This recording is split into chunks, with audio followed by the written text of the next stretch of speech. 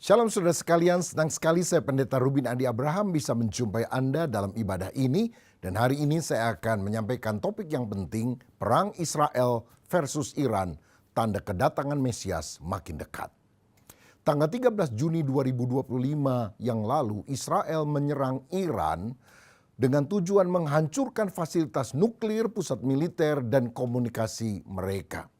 Tampaknya tujuan utama yang akan dicapai adalah meruntuhkan rezim Iran yang kini dipimpin oleh Ali Khamenei yang telah dimulai dari sejak Ayatollah Khomeini yang mendirikan Republik Islam Iran pada tahun 1979. Waktu itu Khomeini menggulingkan Raja Reza Shah Pahlavi yang memerintah selama 38 tahun mulai tahun 1941 sampai 1979. Kini pada tahun 2025 ketika ketegangan politik terjadi, anak Raja Pahlavi pada waktu dulu itu menyerukan agar rakyat Iran mendukung runtuhnya rezim Islam Iran pada hari ini. Nah saudara sekalian, perang Israel-Iran ini merupakan eskalasi signifikan dari ketegangan yang telah berlangsung secara lama. Tahun lalu misalnya 13 April tahun 2024 secara tiba-tiba Iran menyerang Israel dengan 300 rudal, drone, dan lain-lain. Tanggal 19 April 2024 kemudian Israel balik menyerang Iran termasuk menembaki kota Isfahan, pusat pembuatan nuklir Iran. Dan tahun 2025 ini Israel melanjutkan penyerangan kepada Iran dalam skala yang lebih besar untuk mencegah pembuatan bom nuklir yang bisa menghancurkan Israel dan menghapus Israel dari muka bumi ini karena memang itulah visi dari negara Iran. Nah sebelum tahun 1935 Iran itu disebut Persia. Dan kalau kita mendengar kata Persia sebetulnya negara ini sudah dicatat di dalam Alkitab.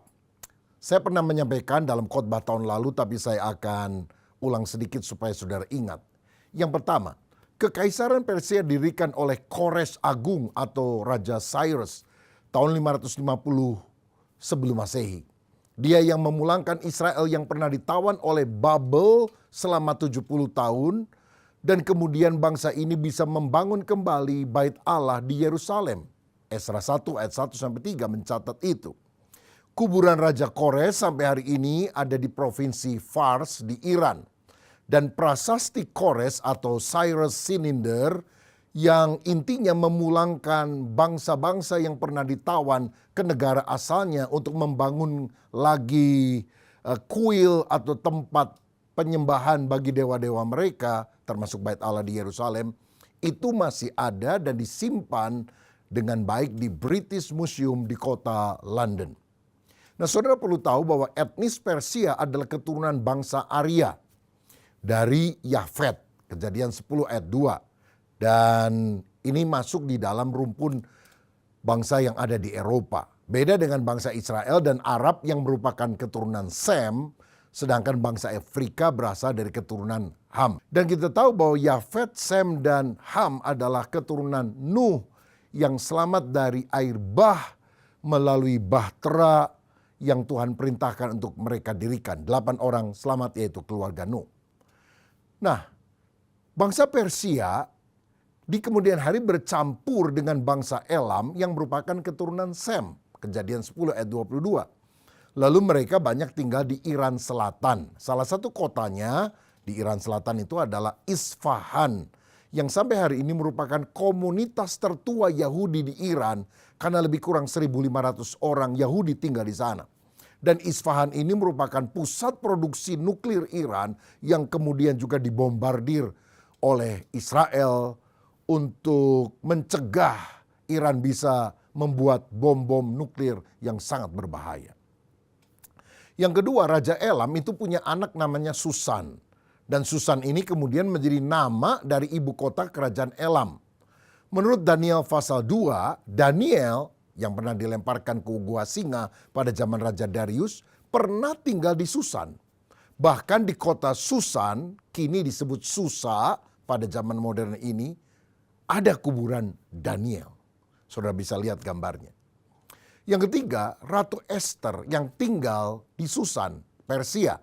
Ini dicatat dalam Ester 4 ayat yang ke-16.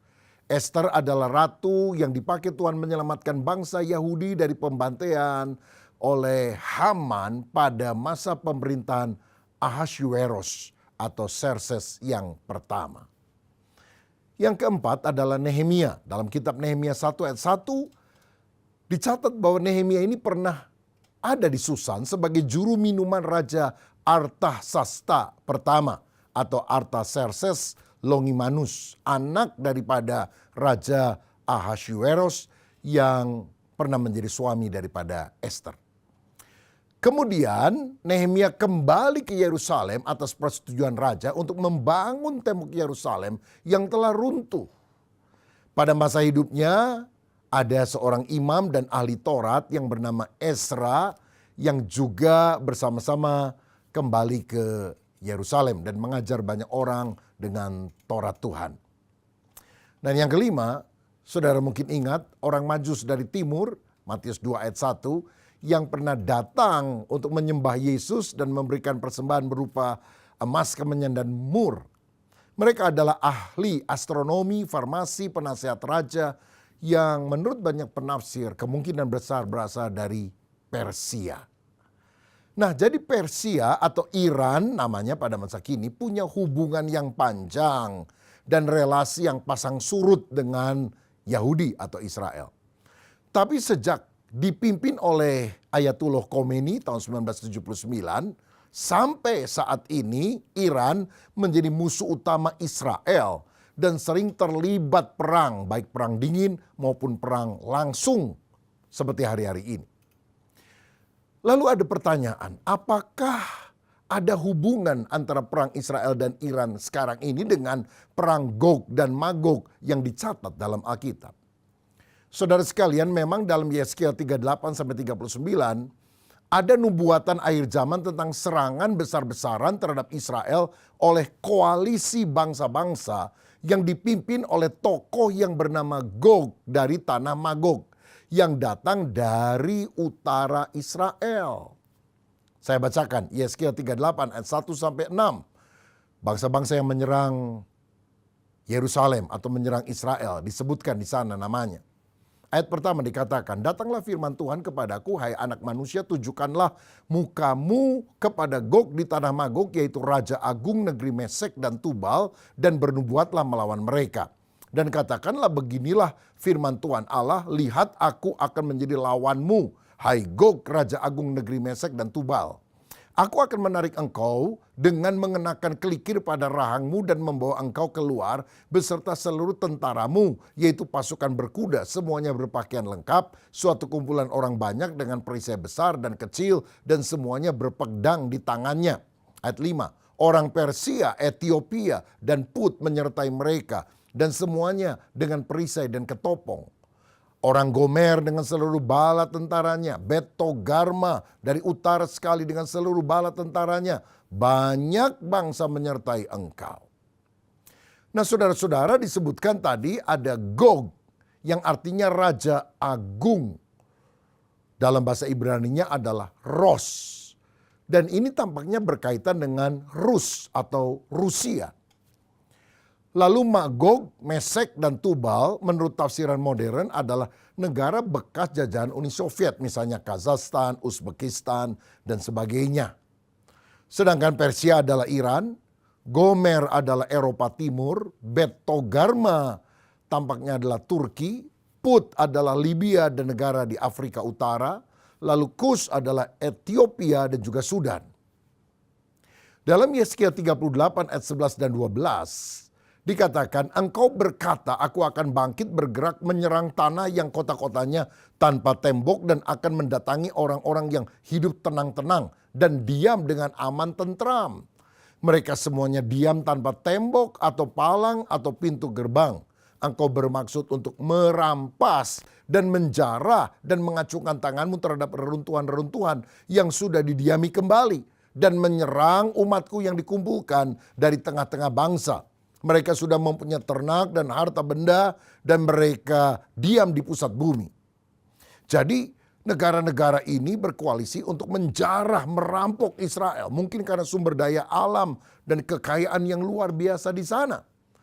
Tapi menurut ayat 13, ada beberapa negara yang tidak ikut koalisi Rusia dalam perang melawan Israel tersebut.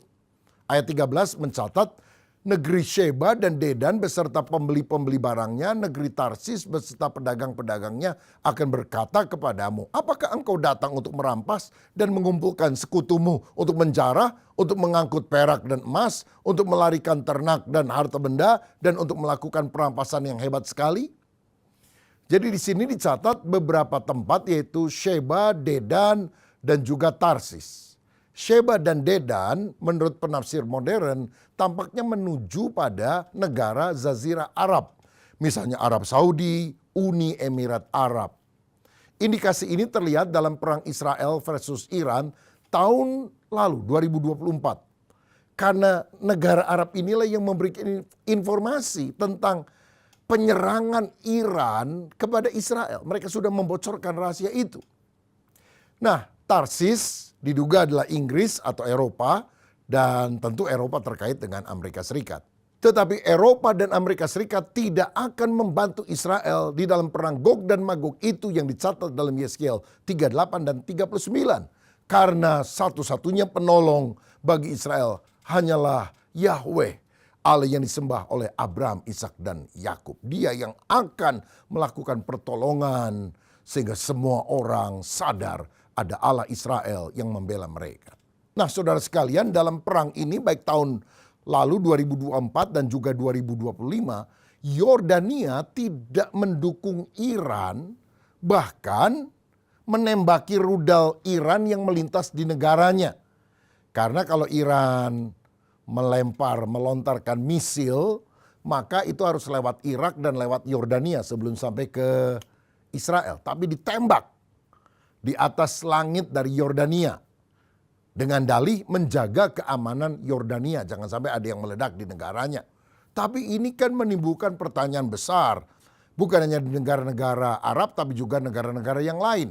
Kenapa kok Yordania tampaknya malah membela Israel? Nah, saudara, kita harus tahu dari sejarah bahwa Yordania itu adalah negara keturunan Edom atau Esau, saudaranya Yakub.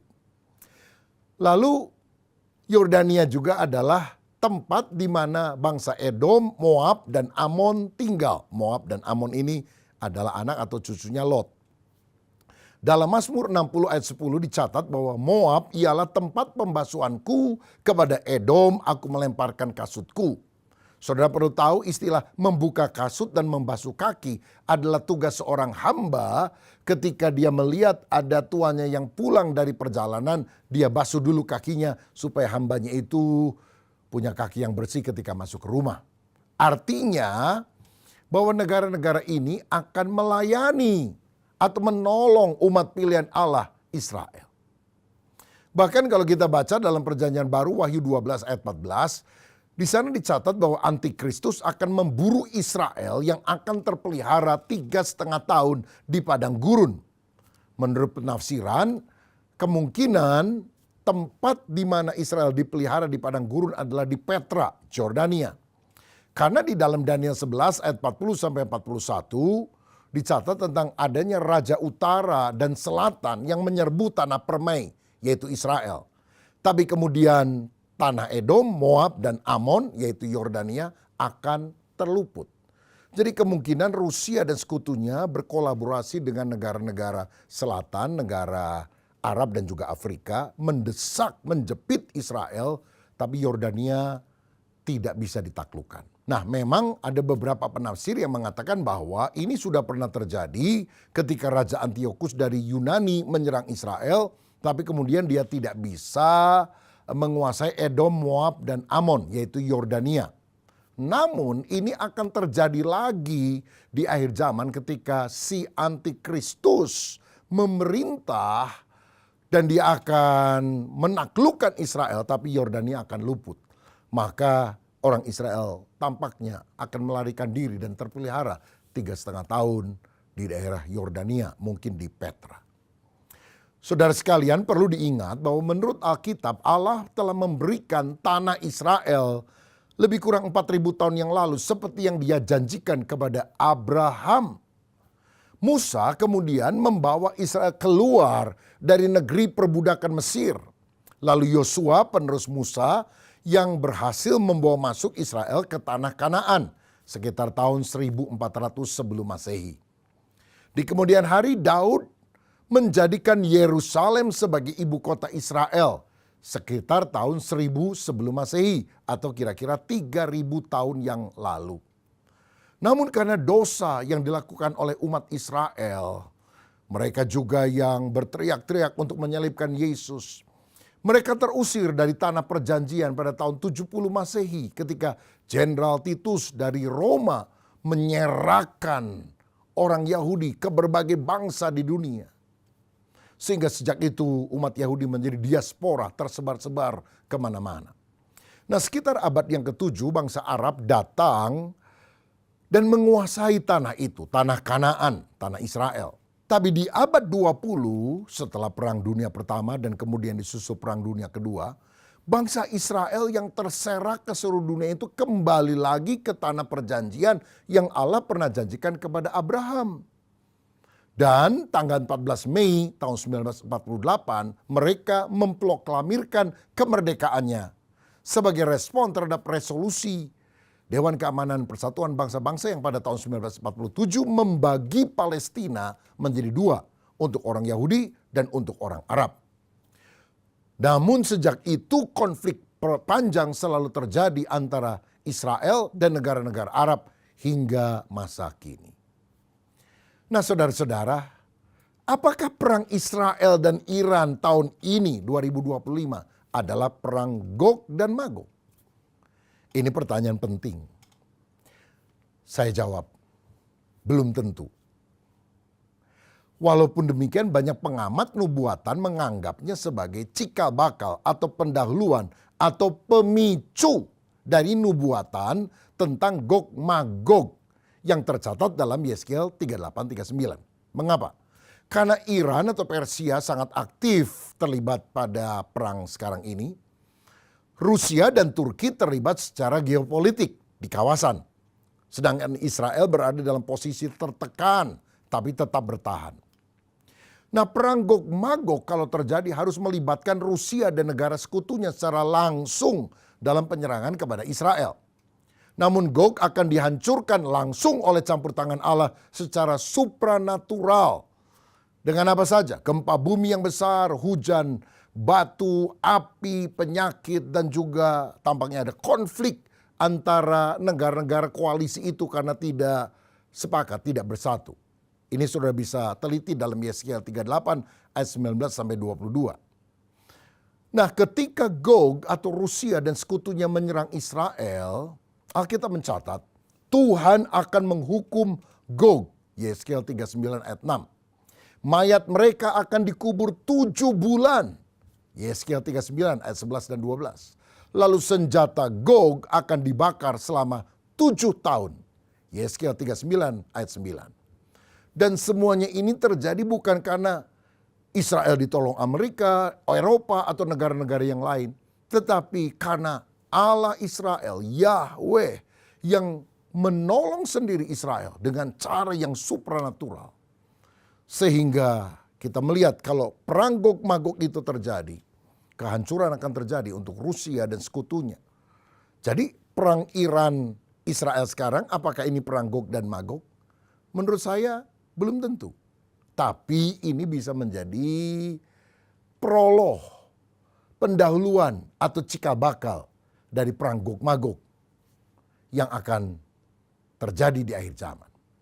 Nah, dalam kronologi umum nubuatan akhir zaman, banyak interpretasi menempatkan perang Gog Magog ini terjadi sebelum atau di awal masa 7 tahun tribulasi atau masa kesusahan yang diakibatkan oleh si Antikristus.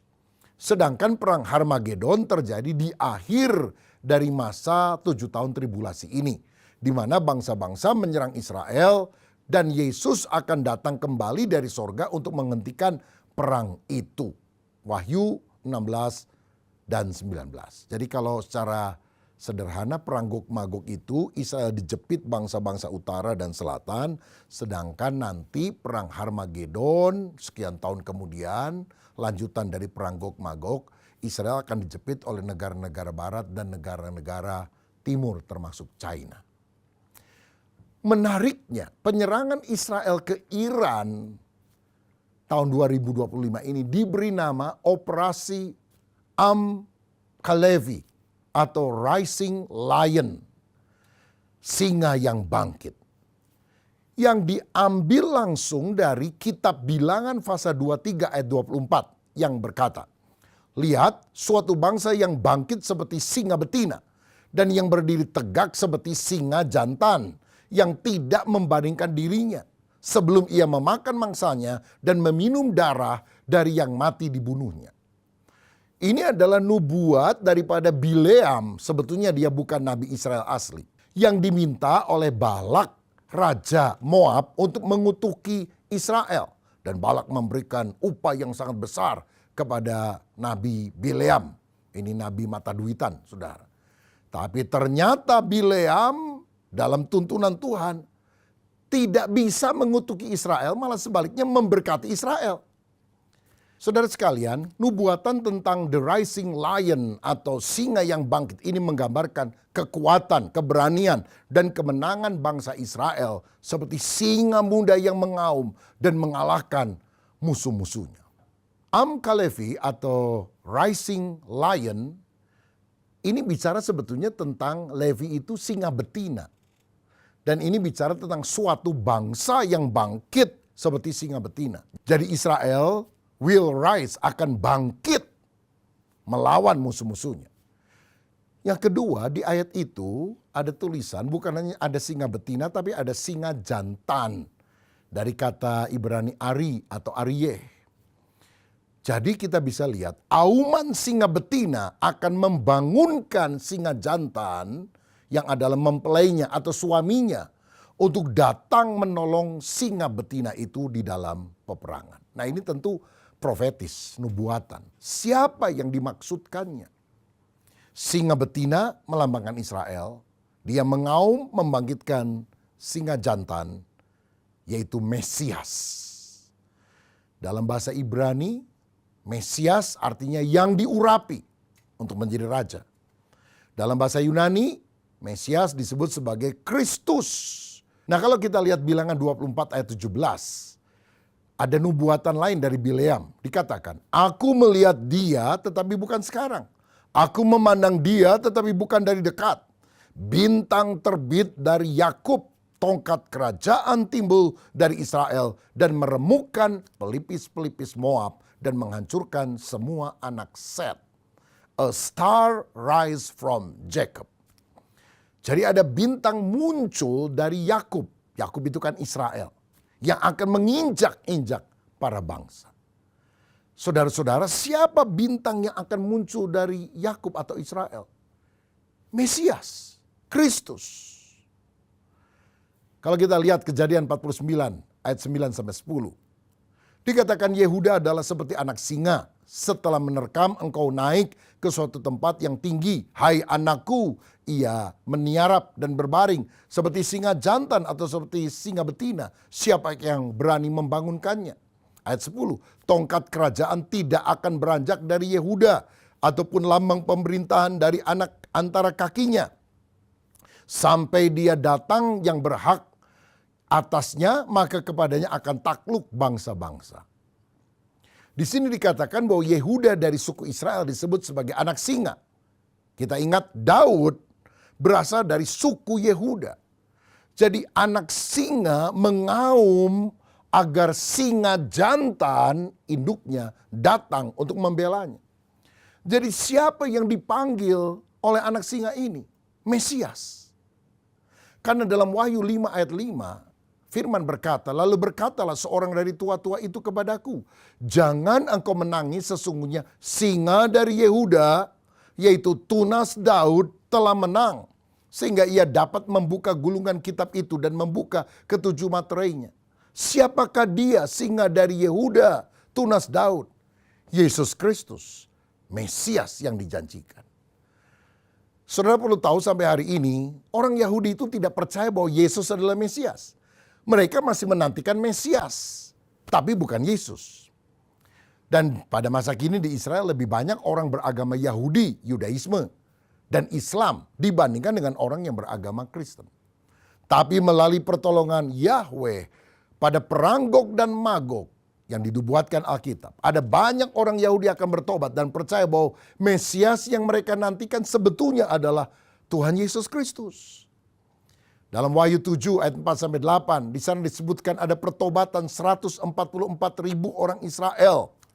Yaitu dari setiap suku Israel ada 12.000 orang. Kali 12 suku 144.000. Ada yang menafsirkan ini secara hurufiah, walaupun saya lebih suka memandangnya secara simbolis. Artinya semua orang Yahudi yang ditentukan untuk selamat dari antara mereka akan percaya kepada Yesus Kristus. Oh saudara, apa yang terjadi hari-hari ini adalah peristiwa yang sudah lama dicatat dalam Alkitab. Dan kita bisa menjadi saksi sejarah dari apa yang Allah sedang kerjakan di akhir zaman. Sebagai penutup, mari persiapkan diri karena kedatangan Tuhan sudah semakin dekat. Tinggalkan dosa, perkara-perkara duniawi. Hidup benar, berjaga-jaga seperti 5 gadis bijaksana yang menyiapkan minyak dan pelita agar selalu menyala. Yang kedua, perbanyak doa agar masa anugerah keselamatan masih diberikan dan kita makin giat memberitakan Injil. Doakan agar Israel dan Iran bisa berdamai dan negara-negara lain seperti Rusia, Korea Utara, China, Eropa, Amerika dan sebagainya tidak terseret dalam perang ini. Sebab jika mereka terseret maka perang Gog dan Magog dan disusul dengan Harmagedon segera akan dialami oleh umat manusia. Dan itu sangat menyengsara, sangat menakutkan. Yang ketiga, pahamilah nubuatan akhir zaman yang tercantum dalam Alkitab. Sehingga kita yakin Alkitab itu akurat, benar, tidak mungkin salah. Sehingga kita selalu mengandalkan Tuhan yang telah menyampaikan pesan kebenaran kepada kita.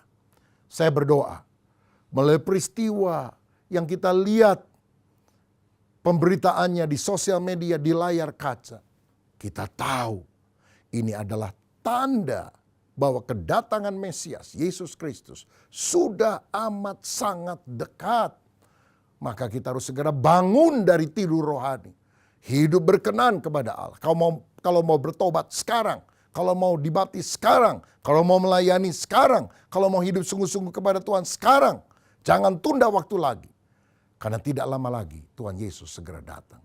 Siapa hari ini di antara saudara yang mau berkata, Tuhan, biar aku bisa membaca tanda zaman dan aku bersiap-siap. Kerohanianku makin hari makin bertumbuh. Dan kalau engkau datang pada hari yang kau tentukan, aku siap, aku diangkat menjumpai engkau, aku tidak ditinggalkan dan mengalami sengsara antikristus. Siapa yang mau mempersiapkan diri menyambut kedatangan Kristus, mari taruh tanganmu di dada, kita mau berdoa. Bapa, terima kasih untuk penyingkapan rahasia firman-Mu. Biar hati kami percaya, pikiran kami mengerti, dan kami selalu berjaga-jaga di dalam doa.